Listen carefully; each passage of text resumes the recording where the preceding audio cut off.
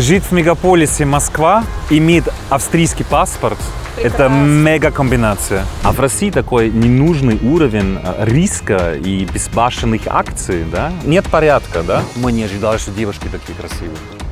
Это отдельная тема. Я не пил там 2,5 года, вообще ноль. Я думал, что, возможно, это плохо влияет на бизнес. На самом деле нет. Поэтому, скорее всего, нужна и такая власть, которая в России, да, которая людям дает по башке. Любой иностранец должен определить свои отношения к деньгам, к алкоголю и к женщинам.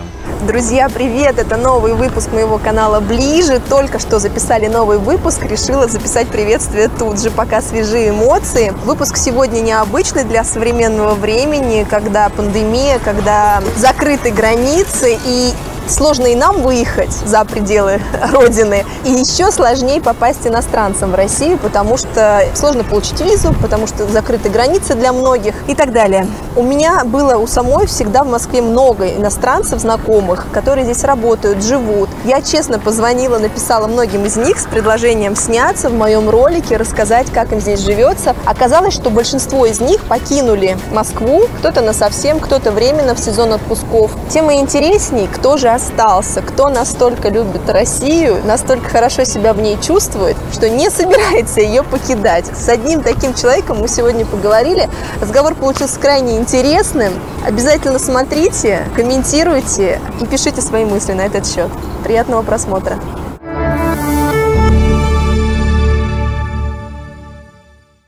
Мартин, расскажи, сколько тебе лет? И как давно ты живешь в Москве или вообще в России, если у тебя был опыт до этого какой-то? Мне 46 лет, я в Москве сейчас живу 14 год. Ого! Как ты попал сюда? Можно сказать, по работе. Вообще, это первый город, в который я попал, это было в 96-м году, по-моему. Это был Санкт-Петербург, вот как студент. А потом уже по всем моим работам после окончания университета все было направлено на Россию почему-то. И в какой-то момент было уже логично тут работать по полной занятости. А что ты заканчивал? Почему ты говоришь, было логично? Я закончил экономический университет в Вене. Как студент уже учился тут в МГУ, потом еще немножко в США. Но после окончания университета у меня все, скажем так, полноценные работы, они были связаны с Россией. То есть ты из Вены, ты из Австрии? Да. Ты родился в Вене? В Вене прям? Да. Слушай, вот у меня сразу вопрос рождается. Я была в Вене, так. Мне очень понравилась Вена, и ты знаешь наверняка, что она уже не первый год входит там в топ самых комфортных городов для жизни. Да. Вот неужели тебе неохота вернуться и жить там? Так долго ты здесь задержался. Москва более интересный город. Почему для тебя? Начинаем с тем, что Москва — это мегаполис. Да? То есть в Вене там плюс-минус там проживает там почти 2 миллиона человек, а здесь, мы даже не знаем, да, 12-15 миллионов. А там, где больше людей, там больше возможностей, там больше движухи, там много всего происходит. Плюс есть еще другой момент. Чем меньше город, да, или деревня, тем ближе люди живут, смотрят друг на друга, контролируют, сравнивают. А в мегаполисе есть такая роскошь, что прямо ты живи свою жизнь и общайся с теми людьми, с которыми хочешь общаться, а все остальное тебя не касается, их не касается. Каждый живет свою жизнь.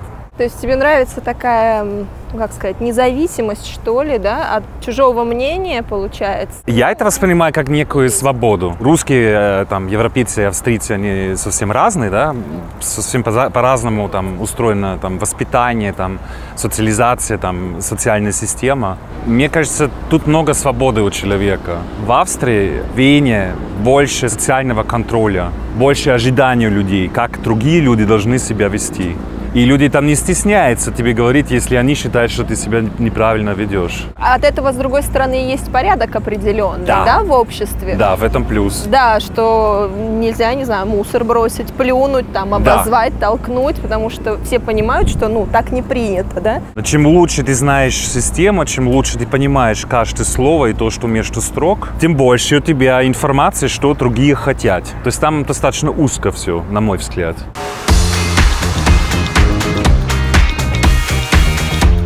Ты часто бываешь в Вене? Где-то раз в 2 месяца. У тебя там кто-то живет? Там родители, там друзья, там у меня есть там тоже один проект, и там, даже 2 проекта. То есть есть интересы, и мне очень нравится возвращаться в Вену, но еще чуть позже мне нравится уезжать из Вены. Как, кстати, твои друзья и семья реагируют, что ты так долго, столько лет живешь в России? Мне кажется, родители до конца не понимают. Хотя, с другой стороны, практически одновременно мой старший брат, он на 3 года старше, он уезжал жить в Венгрию. У него там семья. Друзья есть некоторые, которым интересно немножко там узнать про Россию, что там творится, как это там. А есть еще другие, которым нравится даже приезжать в гости. Ну, то есть они принимают это уже как твое место жительства, и ты Да, живешь, да. но они надеются, что ты вернешься, и ты сам как свою жизнь видишь, ты планируешь Но я же возвращаюсь постоянно. потом вернуться и осесть? А это потом, это возле чего? Ну, я не знаю, когда у тебя будет пенсия какая-то, ну, то есть ты будешь А, гораздо нет. старше. Ты вот как-то об этом думал? Где ты себя видишь больше? Я себя вижу в движении, в путешествии. Даже в зрелом возрасте? Да, да. Говорят, что мудрость рождается контрастами. А мне вот эта позиция, мне что очень нравится, подходит. Ты закончил университет. Ты приехал в качестве кого? Вот ты вот первый самый раз. Ты вот зачем приехал? Ты что делал? Но у меня вообще самая первая работа была в консалтинговой компании. Мы писали аналитические сводки про нефтяной рынок. И тут как раз вот такой волшебный момент, когда я писал, допустим, про какую-то там польскую нефтяную компанию или, не знаю, там, компании Саудовских Аравий, да, или чего-то, мне это было скучно. А если я про тот же самый предмет писал статью про Роснефть, Газнефть или там Сибнефть или чего-то, я чувствую какую-то дополнительную энергию. То есть у тебя вот откуда любовь к России зародилась, потому что я все пыталась понять, думаю, ну вот ты студент. Откуда, да? Да, ну очень много ведь стран, и откуда-то вот эта химия, она возникает. То есть ты, может быть, заранее из каких-то источников понимал, что, особенно в те годы, что здесь вот свободно и безбашенно как-то. А я-то связаюсь с 2 факторами. С какими? Во-первых, мы в Австрии, нас воспитали под американской пропагандой. В то время это, может быть, мы не поняли. На сегодняшний день я это прекрасно понимаю, что это так. И, наверное, это до какой-то степени уже чувствовалось. Это один момент. Второй момент. Мой дедушка, с которым мы там сидели, играли в шахматы в детстве, да, он, конечно, как все дедушки, воевал против России. И мне было понятно по его рассказам, что-то не билось. И мне было интересно, что это. Вот это вместе вот с этим элементом пропаганды, да? То есть мы, допустим, открывали там книжку по географии. На одной стороне там рыночная экономика, демократия, США, Европа, все класс. Да? А на следующей странице там плановая экономика, коммунизм, СССР, все плохо. Да? И меня всегда тянуло туда. Потому что я понял, что как-то что-то не бьется. Поэтому вот это результат пропаганды, и, скажем так, и вот та травма, которая у дедушки была, как-то они меня вели сюда. Мне, знаешь, что самое интересное? Ты помнишь свои впечатления? Вот ты вышел, я не знаю, там, из самолета, я так понимаю, да? Тебе сколько лет в Питер, когда ты прилетел? 22, наверное. Моя первая заграница большая, это как раз США. То есть мне было 19 лет, и я вот до сих пор помню, сейчас мне 33, но я до сих пор помню все свои ощущения просто. Вот знаешь, вот до запахов, до всего. То есть для меня это было вау, это какой-то шок был. Мало того, что первый раз за границей, еще и США все-таки такая страна, да, и меня трясло весь полет, там в самолете я тогда еще курила, к чему это, да, это плохо, не курите, ну, в общем. Я помню свои ощущения очень ярко. Ты помнишь, вот какие у тебя были впечатления от первого своего дня в России? Да, прилетели в Питер, и нас было несколько студентов, и нас там развозили по хозяйкам. То есть каждый жил не в общежитии в каком-то, а именно у какой-то хозяйки. В квартире, да. Питер тоже по сравнению с Веной огромный город, это было интересно. Просторы, вот это все. Но он имперский больше такой, как да, тоже, как да, Вена. но это по духу даже ближе, да? Да, да. Я был в восторге, или, скажем так, в то время я охренел немножко от того, что учился, я там занимался русским языком до этого, наверное, 2 года, да, и ты там, не знаю, я ем, ты ешь, он ест, да, все это вот деклинировал и конъюгировал, и все, что можно, а потом ты стоишь перед хозяйкой, и она говорит, ну что, кушать будем? Потерялся, да, немножко. То есть вот это повторность, да, она есть и в географии, и в языке. Ну, и либо ты очень быстро, как ты начинаешь заниматься русским языком, ты либо очень быстро заканчиваешь это дело, либо до конца жизни не заканчиваешь, потому что это глубина и ширина, и вот это очень прекрасно.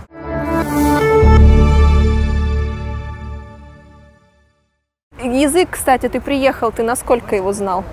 Ну, что такое кушать, я не знал. Я поняла уже. Голодным, наверное, не остался. Но ты его сколько вот учил до? Ну, так, что как-то можно, я мог там спросить, куда хочу попасть, или там о чем-то говорить, но как-то еще не выразить все свои мысли, скажем так. Мы не ожидали, что девушки такие красивые. Это отдельная тема, это нам нужно прям где-то сесть. Это отдельный выпуск, наверное, да. Но я просто говорю, да, тебе 22 года, ты там в Австрии что-то видел и не видел, и что-то там с кем-то там общался, не общался, и тут ты просто там понимаешь, то есть, ну, прикольно, это было, вау, интересно. Только красивых девушек, это понятно, это, мне кажется, то, что любят 99% иностранцев в России. Чем отличаются, на твой взгляд, сейчас вот австрийки и наши девушки, не обязательно русские, россиянки, все остальные? Почему такой эффект они вызывают, что вау прям? В чем вообще вот этот секрет и впечатление? Там, наверное, два момента. Несомненно, в Европе присутствует больше эмансипации, феминизма. И тогда, и сейчас. Да, но это становится больше и больше, я бы сказал, с каждым годом. То есть женщины настаивают на самостоятельности. То есть была ситуация, там, не знаю, там иногда общался с австрийками, пробовал, да? Приглашаешь там в ресторан, это уже нельзя пригласить в ресторан. А как ухаживать? Не знаю, я до конца никогда не понял. Да? Или там, окей, давай мы ходим в ресторан и счет пополам, это уже как-то более такая рабочая версия. Ну, как-то все в эту сторону, да, тянет там. А с другой стороны, российские девушки, наверное, больше готовы, скажем так, работать над своей внешностью, да, вот вложить в это, рассматривать это, может быть, как какой-то свой капитал на этом рынке, скажем так, да, а это приятно. Я могу тебя спросить, ты сейчас женат или нет? Я разведен. А на ком ты был женат? На русской. Поделись, вот, если можно, опыт вот этот вот, как вообще ты оцениваешь? Если сейчас тебя спрашивают, например, охарактеризуй русскую жену, например, да? Вот что бы ты сказал? Это мне сложно сказать, потому что у меня была только одна жена, да? Это понятно. Это не факт, что это отражает общую массу, да, жен. И это достаточно уже давно, поэтому мне очень сложно сказать. И, наверное, нетипичная. Она очень самостоятельная, она живет в Австрии, и там она сейчас гендиректор одной компании, нашла себе нового австрийского мужа. Все классно, мы иногда общаемся прекрасно. Мы были достаточно молодые, скажем так.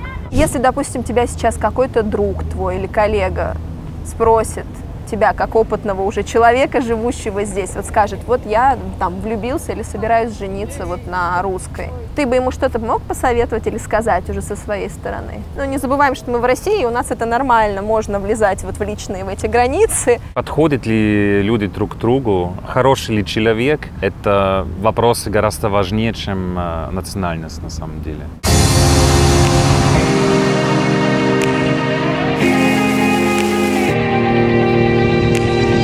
Тебя сейчас, когда спрашивают твои друзья, знакомые, иностранцы про Москву, что ты говоришь самое первое? Вот тебя спрашивают, ну как в Москве? Или как ты там живешь? Вот что это за город? Был один немец, он так сказал, если ты чего-то хочешь в этой жизни, и у тебя нет проблем с здоровьем, тогда Москва идеальный город. Движение, тут возможности. Если у тебя деньги, да, высокий комфорт, я считаю. То есть, ну и Москва догоняла очень хорошо за последние там 10 лет. Да? То есть я реально считаю, что тут хороший уровень жизни. Да, кстати, ты же можешь сравнить тогда, даже 14 лет назад, и сейчас. Это, да, в общем-то, два разных почти города. Ну, не во всем, но во многих моментах. А я помню парк Горького там для 10-12 назад это был не парк, да, там ездили там машины, грузовики, там непонятно. И потом из этого парка сделали такой прекрасный парк, который вот такого нет в Австрии, допустим, да. Или количество ресторанов, количество каких-то там мероприятий, вот это очень впечатляет, это очень интересно. Я люблю ходить в джаз-клуб, который прекрасный, нет такого места в Вене. Чем он прекрасен? Что там необычного? Вот это сам Игорь Кослов, да? Вот, Да, джазмен. Ага. Публика, я бы сказал, 30+, там интересные музыканты, там очень живая сцена, это прекрасное место. И сидишь, слушаешь музыку, можешь это там кушать и пить, и вот, ну, прекрасная атмосфера, очень круто сделано. Мне кажется, такое возможно только в мегаполисе.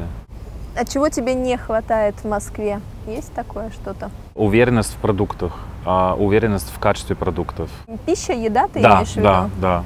То есть, если, допустим, в Вене ты ходишь в какой-то там средний или большой супермаркет, то тебе там безлактозные, там, не знаю, там, безглютеновые вещи, там, и что-то там биологическое чистое. Ты понимаешь, что если там биологическое чистое написано, что, ну, скажем так, на 95% так и есть. Скорее всего, из-за отсутствия какого-то гражданского общества в России, желание, скажем так, некоторых людей тут рубить бабки, как говорится, да, нету такого стандарта, нету такого контроля и нет уверенности в продуктах. Люди. Для меня лично самое интересное. За 14 лет, что тебя больше всего удивляет и поражает, может быть, до сих пор в людях здесь? Что для тебя непривычно, может, было в начале, а может быть, до сих пор? Есть какие-то? Не бойся нас никого обидеть. И обратный же вопрос, то есть, что тебя удивляет, может быть, тебе не нравится, смущает? И в обратную сторону, что тебя восхищает, что тебе нравится, чему ты приятно удивлен. Но это, в принципе, одно и то же. Мне кажется, русский человек, и вы так воспитаны, что вы в каждой минуте своей жизни вы размножаете по возможности свою свободу. Да? То есть русский человек будет всегда так делать, как ему сейчас хочется, как ему кажется правильным. И как там. Он не думает о многих-многих вещах, которые вокруг. Да?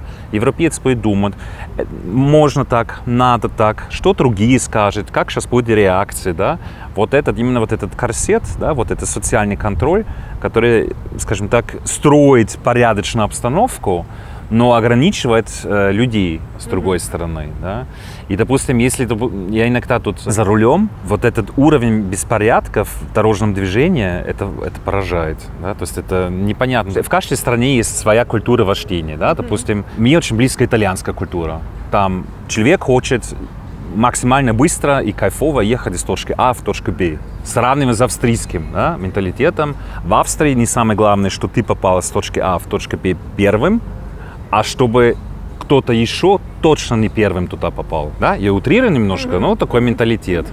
А в России такой ненужный уровень риска и безбашенных акций, да? Нет порядка, да?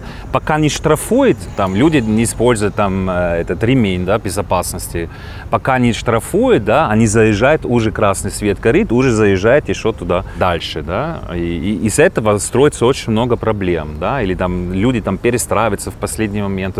Уровень осознанности такой, он у нас ниже, мне кажется, гораздо, чем в Европе. То есть многие вещи, они не осознаются и не понимаются, в принципе, да, зачем, почему. Люди меньше, наверное, рефлектируют на свое поведение, что это, если делаю вот так, вот, что это означает для других, да, что я вызываю. Поэтому, скорее всего, нужна и такая власть, которая в России, да, которая людям дает по башке. Интересная мысль от тебя, от иностранца, живущего здесь, то, что у нас та власть, которую мы заслужили, да?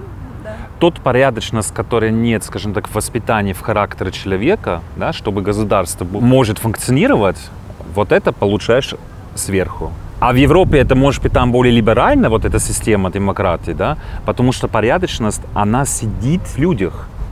Как они друг с другом общаются, как они рассматривают свое поведение. Это получается с двух сторон, ты сейчас сам сказал, и нравится, и не нравится. То есть, с одной стороны, вот эта вот свобода, да, а с другой стороны, последствия этой свободы. Я правильно понимаю, мы это к чему можем отнести? К минусам или к плюсам все-таки? Вот это наше поведение. Но я на это смотрю, там, типа, с каким-то непониманием. С другой стороны, я понимаю, что это создает какую-то атмосферу свободы, которая мне нравится. Палка о двух концах, как говорят у нас. Да? Точно. И в Австрии больше порядки, да? Все там структурировано, все там достаточно тесно, понятно, так или надо так, да? И в совокупности это мной воспринимается как некая несвобода.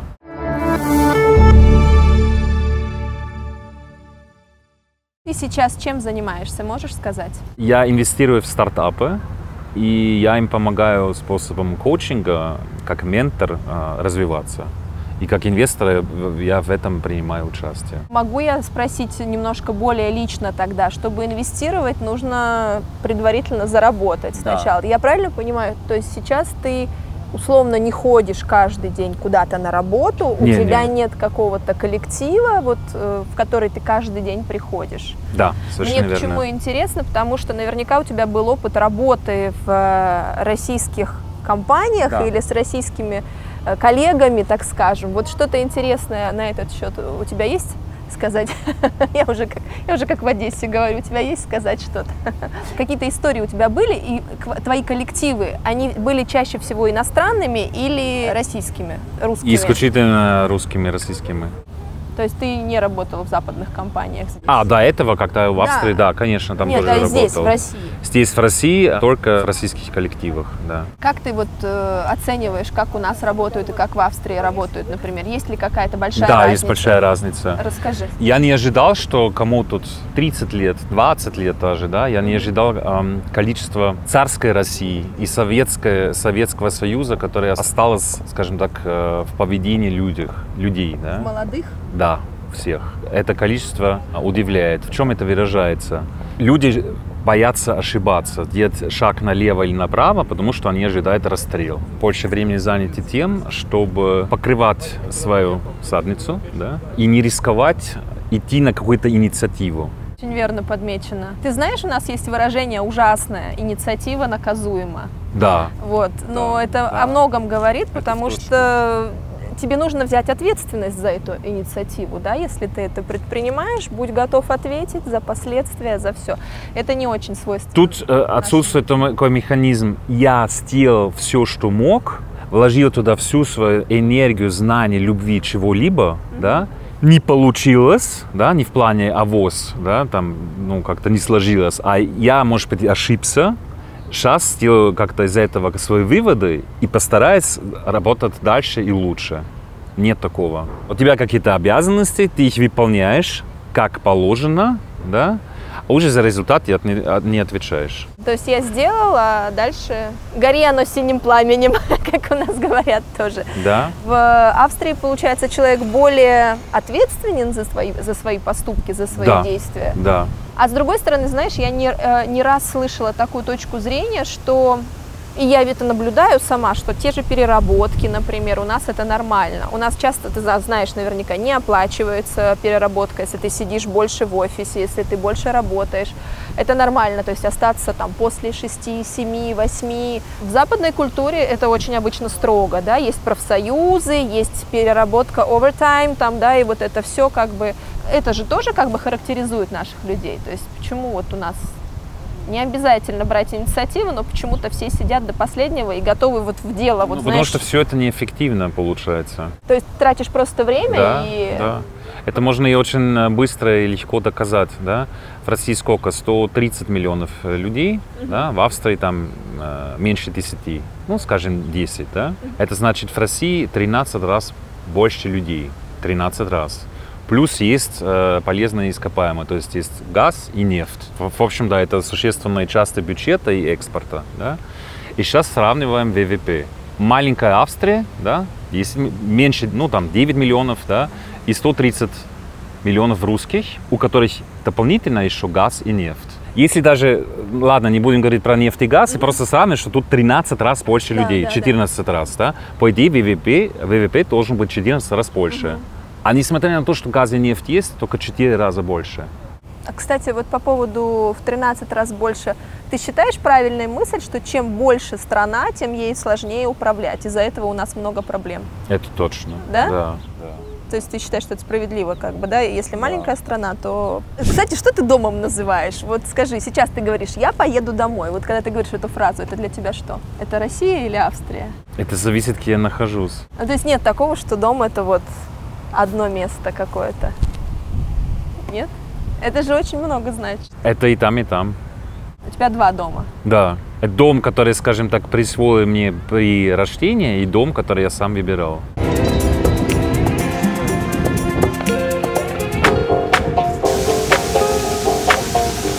тебя дети есть или нет? Еще нет. Окей, у тебя нет детей, но наверняка ты наблюдал тоже. Мне очень интересно, вот эта разность в воспитании, по твоим наблюдениям, в чем она самая главная? Как воспитывают наших детей и как воспитывают тех же австрийцев, например? Почему в результате получается один человек безбашенный, а другой порядочный, законопослушный?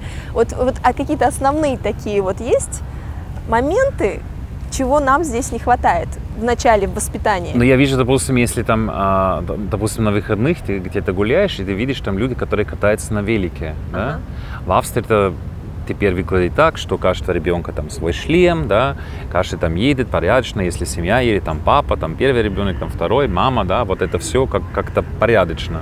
А здесь ты видишь, что это все какой-то хаос. То есть так как потом они будут кататься на машинах, да, сейчас они катаются на великах. Обгоняют отсюда, туда, как хотят. Ой, извините, я так не хотел. А где ты пережидал пандемию? Вот самые сложные закрытые времена. Где ты был? Прошлый год я был здесь, во время самоизоляции. Ну и потом в конце этого года, в начале этого года еще попал в Австрию, вот в такую ситуацию. Там строже было, чем здесь? В общем уровне, конечно, строже. Почему? Потому что тут это длилось, там, не знаю, 2-3 месяца, и, в принципе, с июня прошлого года все, больше нет самоизоляции. Нос и маски, это что значит в России? Что тут что-то висит на подбородке, да? Нос и маску, а в Австрии это значит, ты ходишь в супермаркет и нос не покрывает твой нос, тебе делают замечания, все люди, которые там стоят, покупают. Вот это социальный контроль, да? Поэтому если бы, я так говорю, если бы корона была бы эболой, у русских была бы проблема. Но поскольку корона это не эбола, проблема у европейцев. Потому что, ну, людей там держали как в клетке, разрушена социальная система, вот отношения между людьми, экономическая система, то есть все там, это травма. Когда я там был последний раз, это было еще во время локдауна, да, самоизоляции, я там в супермаркете ходил в маске, вот, и куда-то идешь, и ты понимаешь, как там пенсионер или кто там идет, все делают шаг назад. Социальная дистанция, она от всех требуется, и это, мне кажется, какая-то травма. А в России такого нет.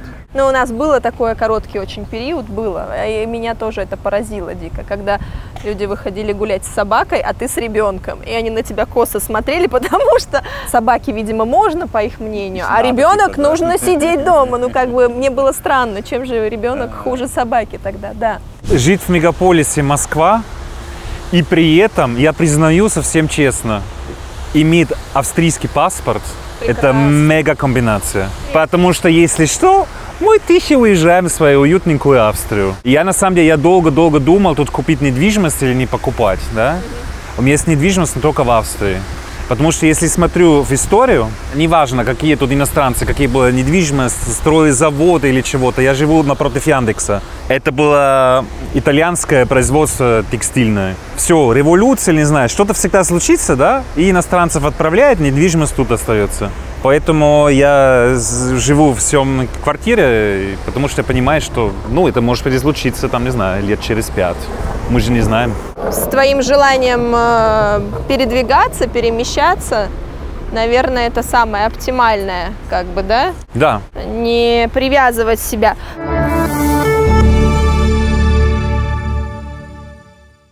Жизнь в Москве дешевле, чем жизнь в Австрии для тебя? Нет. Даже независимо от вот этих колебаний курса, потому что, ну, понятно, что в евро первая реакция кажется дешево. Ты начинаешь переводить в рубли, ну и мне, честно сказать, Вена не показалась дешевым городом, конечно, совсем. Ну, то есть в сравнении с Москвой. Но это зависит, понимаешь, вот ты можешь жить где-то на, не знаю, там, на крае города и есть картошку, да, это будет дешевле, чем в Австрии. Но если ты хочешь определенный комфорт или жизненный уровень, чтобы его иметь в Вене, это дешевле стоит, чем в Москве. То есть проще немного зарабатывать, но чувствовать себя комфортней там. Потому что здесь чувствовать себя комфортно, нужно много зарабатывать. Да, совершенно верно. Чтобы покупать хорошие продукты, да, ну, пищевые, да, это дешевле там. Рестораны дешевле там. Хотя тоже много всего меняется. Я помню, что вот в той квартире, в которой я живу, я сейчас плачу месяц 800 евро, 70 тысяч рублей. Те же самые 70 тысяч, которые я платил там 10 лет назад. Не повышали Нет. стоимость? У нас очень хорошие отношения с хозяином, он понимает, что как-то, ну, хорошо, как-то там порядочный иностранец, там, без собаки, без чего-то, ну, такое. Но не в этом. Эти 70 тысяч рублей, они в свое время были 1600 евро, а сейчас 800. По поводу как раз вот всяких пищевых историй, по поводу еды. Ты здесь в основном что ешь? То, что здесь все едят, или ты что-то свое все-таки? Вот как у тебя с этим? Ты поменял страну, что ты любишь из еды? Как тебе русская кухня? Ее как таковой особо нет, но... Да, вот именно, да. Русская кухня, она начинается с салатом и заканчивается с супами, можно сказать. Да? А где-то там еще есть пельмешки. Но с другой стороны, не забудь, что тут, допустим, грузинские рестораны. Да. Чего практически нет в Австрии. И узбекские рестораны. То есть там какие-то вот эти разные кухни, это, конечно, мега интересно. Я по-разному, я там сам что-то приготавливаю, я хожу в разные рестораны, разные кухни. А к алкоголю у тебя какое отношение? Актуально очень спокойно. Это вопрос, да, который надо задавать любому иностранцу. Ну, любой иностранец в России сталкивается, в общем-то, с тремя темами. Да? Это наркотики, допустим, алкоголь, да? Это девушки и это деньги. Каждый иностранец должен для себя определить отношение к наркотикам. В лучшем случае это алкоголь, но как-то понимаем, что разница наркотики, да. Любой иностранец, ну, чаще всего попадает сюда по работе и зарабатывает гораздо больше, чем дома. То есть надо определить, что такое деньги, да. А третье – это женщины, да, которые тут, скажем так, заманивают. Да? Вот про алкоголь, про какие-то, может быть, праздники, тусовки, вечеринки. Был ли у тебя какой-то интересный опыт здесь? И в чем принципиальная разница тоже вот А принципиальная разница заключается в том, что там пьют пиво и вино, а тут неважно от слоя общества, есть такая мужская культура в основном, да, нажраться водкой до последнего. В Краснодаре, помню, там по бизнесу сидел, и я что-то очень много ел, и я потом, глупость, да, я хотел там типа маленький какой-то шнапс или чего-то. Ну, имелось в виду, там, не знаю, 20 грамм, 40 грамм чего-то, да, а это заканчивалось там несколькими бутылками водки, да. То есть вот это бешенство отравления водки, да, я немножко тоже принимал участие, но самое удивительное, что когда я в какой-то момент просто решил вообще завязать эту тему и не пить вообще алкоголя. Я не пил там 2,5 года, вообще 0. Я думал, что, возможно, это плохо влияет на бизнес. На самом деле нет. Я очень много уважения, респекта чувствовал в свою сторону, что типа, ой, ты типа мужик, как ты это делаешь, как ты можешь. Это было прикольно. Но еще сейчас, мне кажется, замечается такое, что московские мужчины, они тоже там частично уже переходили на вино, да? А в регионах там бухает, как и раньше бухали. Да?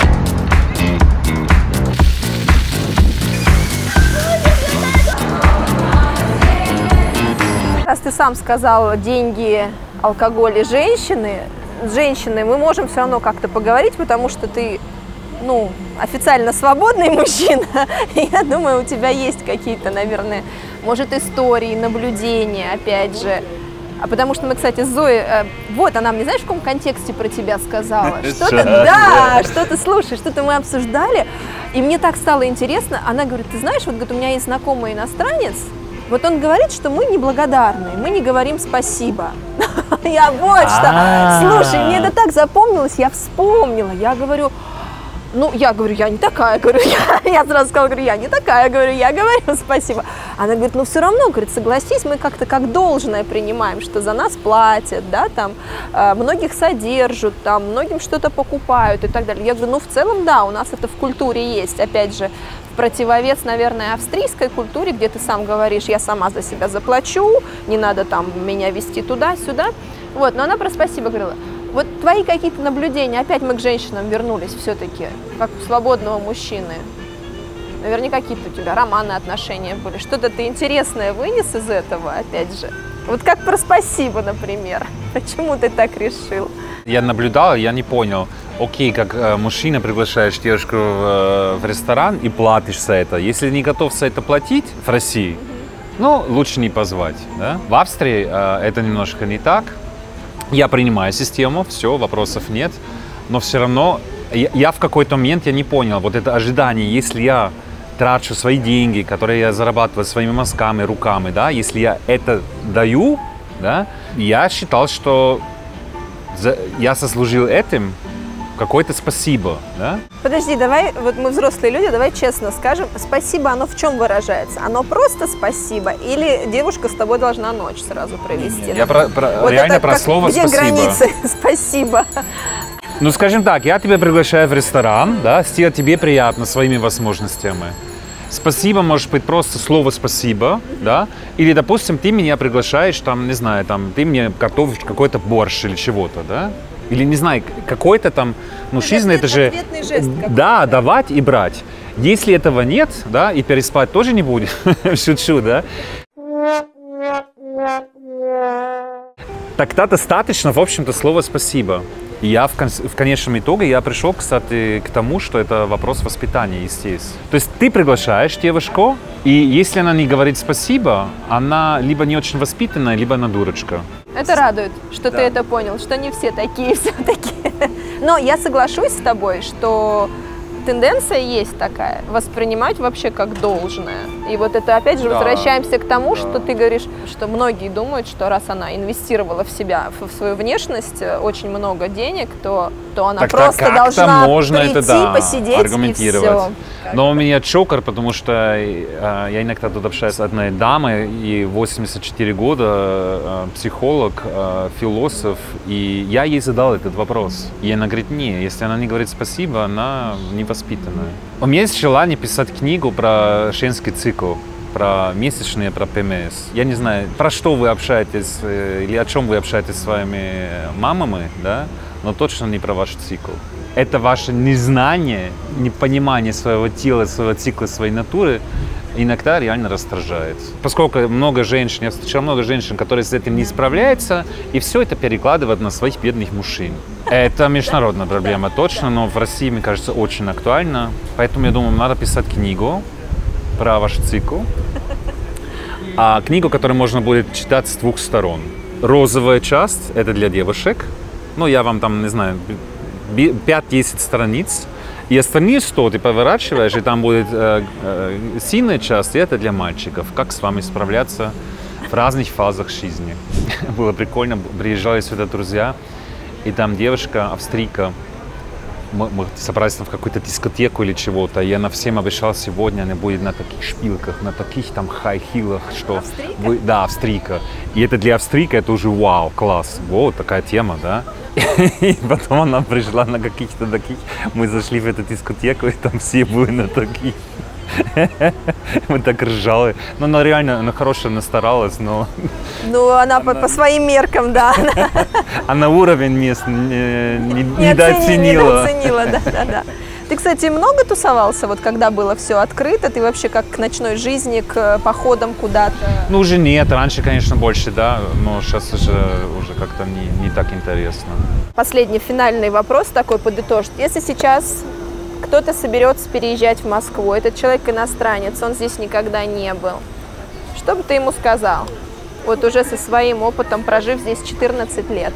Ну, как я сказал, любой иностранец должен определить свои отношения к деньгам, к алкоголю и к женщинам.